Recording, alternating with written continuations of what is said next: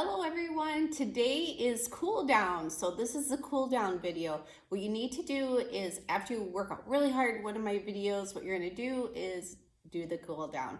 And there will be a description below so you can hopefully memorize this. So if you're at work, you're feeling a little tight or whatever, you can say, oh, I know this cool down workout, and it'll make you feel great. And same as the warm up, they're just really beneficial for the body. And you need to cool down after these good workouts is so you can just, make sure you have no injuries, you bring the heart rate down, and there's some nice music and stuff like that. So the cool down is dedicated to Amy Snook, my friend Amy. And the reason I put cool down and I think of cool down, I think of Amy, because anytime I get riled up or I'm worried about something, I call her, and all I want to do is listen to her laugh. It's amazing. It's just amazing. It's a cute laugh, and she loves to laugh. I love people that love to laugh, which is great.